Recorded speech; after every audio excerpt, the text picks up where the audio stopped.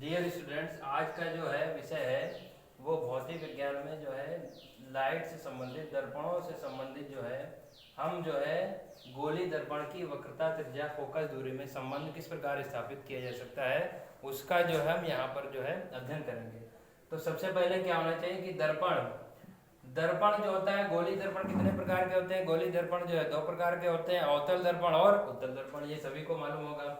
और दर्पणों में जो होती है वक्रता त्रिज्या क्या होती है? वक्रता त्रिज्या को हम बोल सकते हैं कि जो दर्पण होगा और जिस दर्पण, जो गोली दर्पण का जो एक भाग होता है और गोली दर्पण के वक्रता केंद्र, ध्रुव से वक्रता केंद्र तक की दूरी को जो है उसकी वक्रता त्रिज्या कहते हैं। इसी प्रकार फोकस दूरी में क्या कह सकते हैं कि जो फोकस पॉइंट होता है, ध्रुव से फोकस पॉइंट तक की दूरी को उसकी फोकस दूरी कहते हैं।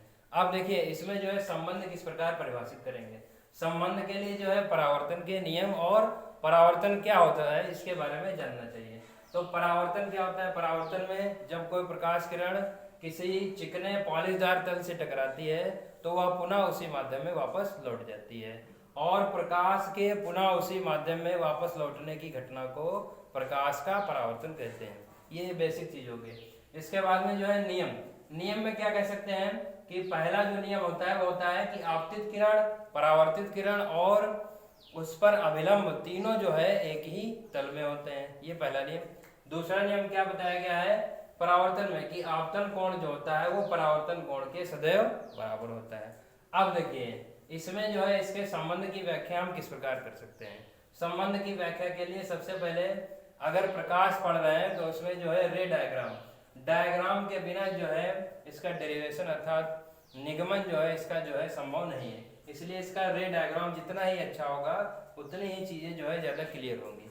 तो सबसे पहले हमने क्या किया है, एक गोली दर्पण लिया, अवतल दर्पण, उसका द्वारक जो है M1 M2 है, ध्रुव जो है वो P है, और यहाँ से एक कोई प्रकाश किरण चलती है उसके जो है परावर्तक तल से टकराती है, और परावर्तक तल से टकराने के पश्चात में वो फोकस से होकर जाती है, तथा जो अन्य जो अभिलंब होगा उसका जो होगा वो उसके बिंदु C अर्थात उसके वक्रता केंद्र से होकर गुजरेगा। अब देखिए सबसे पहली चीज जो है क्या कह सकते हैं कि हमने बताया कि परावर्तन में आपतन कोण और परावर्तन कोण दो प्रकार के होते हैं। आपतन कोण कैसे बनता है? आपतन कोण बनेगा जो आपतित किरण है। आपतित किरण का मतलब होती है कि जो आने वाली प्रकाश किरण है जो किसी पृष्ठ पर पड़ेगी तो वो आपतित किरण कहलाएगी, और उसके साथ में बना कोण जो है आपतन कोण कहलाएगा। दूसरी चीज, जो दूसरी किरण जो परावर्तित होगी अर्थात पृष्ठ से टकराने के बाद में पश्चात में जो दूसरे माध्यम में जाएगी तो वो जो है परावर्तित किरण कहलाती है, और परावर्तित किरण का जो है अभिलंब के साथ में जो कोण होगा वो परावर्तन कोण कहलाता है। क्योंकि हमने बताया था कि परावर्तन जो होता है, परावर्तन में जो नियम होता है उसमें बताया गया कि आपतन कोण और परावर्तन कोण सदैव आपस में बराबर होता है। तो सबसे पहले चित्र के माध्यम से समझेंगे कि ये दर्पण का द्वारक था और उसमें जो है ये एक आपतित किरण है और ये परावर्तित किरण है, ठीक। और परावर्तित किरण में परावर्तन के नियम में हम कह सकते हैं कि आपतन कोण कौन सा है?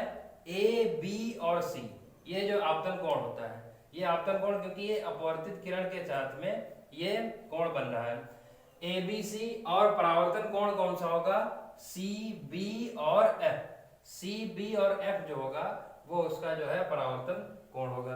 क्योंकि हमको मालूम है कि ये आपस में जो है दोनों कोण बराबर होते हैं परावर्तन के नियम से, अतः हम कह सकते हैं कि आपतन कोण I बराबर परावर्तन कोण R परावर्तन के नियम से।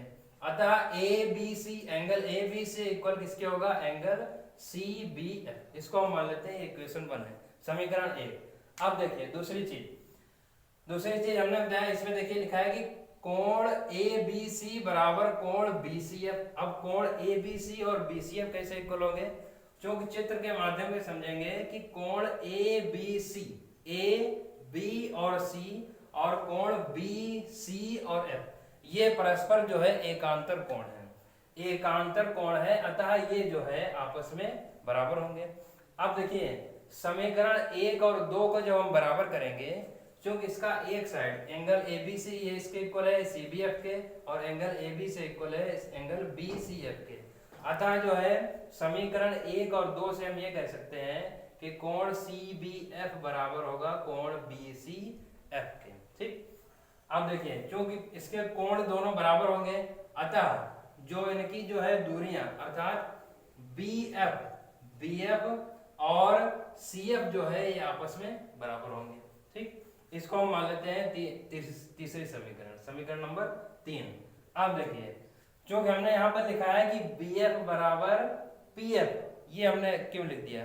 क्योंकि जो दर्पण का द्वारक है वो यहाँ पर इस कंडीशन में जो दर्पण का द्वारक है वो बहुत छोटा है, और जब छोटा होगा तो ये बिंदु P जो होगा ये B के अत्यंत समीप होगा, अत्यंत समीप होगा। इसलिए इसको हमने क्या लिखा है कि BF जो होगा वो PF के लगभग में क्या होगा, बराबर होगा।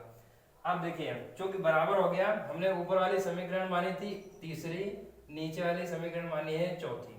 अब देखिए समीकरण 3 और 4 से क्या कंडीशन निकलेगी?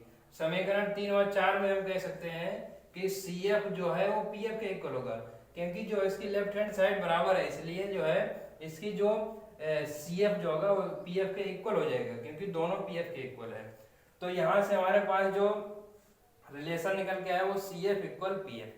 अब देखिए आगे क्या करते हैं, CF plus PF, PF plus PF। हमने यहाँ पर क्या किया कि दोनों पक्षों में ये जो तुम्हारे पास है CF इक्वल PF, इसमें दोनों पक्षों में PF जोड़ने पर यहाँ पर क्या होगा, दोनों पक्षों में PF जोड़ दिया। अब देखिए दोनों पक्षों में जब PF जोड़ दिया तो हमको मालूम है कि PF और PF ये जुड़ के जो है 2PF हो जाएंगे। दूसरी चीज CF और प्लस PF, यहाँ पर PC हमने कैसे लिखे, चित्र के माध्यम से। CF जो होगा CF और PF, देखिए ये पूरी दूरी जो है वो PC के इक्वल है, ये पूरी दूरी किसके इक्वल है, PC के। और हमको मालूम है कि ये P जो है वो दर्पण का ध्रुव है, ध्रुव से वक्रता केंद्र तक की दूरी होगी, जो दूरी होती है वो वक्रता त्रिज्या के बराबर होती है। इसलिए जो है, और वक्रता त्रिज्या को लाइट में, प्रकाश में, प्रकाशित में हमेशा जो है कैपिटल R से लिखा जाता है, तो कैपिटल R इसको लिख दिया। PF अर्थात जो है P जो है दर्पण का ध्रुव है, F जो है उसका फोकस है। तो दर्पण के ध्रुव से फोकस तक की दूरी जो होती है उसकी फोकस दूरी कहलाती है। अतः R बराबर इसको बोल सकते हैं R इक्वल टू F, और अगर F इक्वल निकालेंगे तो R/2। अर्थात हम यह कह सकते हैं कि जो दर्पण में फोकस दूरी होती है वो वक्रता त्रिज्या के आधी होती है। ये हम कह सकते हैं कि जो फोकस दूरी होगी वो वक्रता त्रिज्या के आधी होगी। ये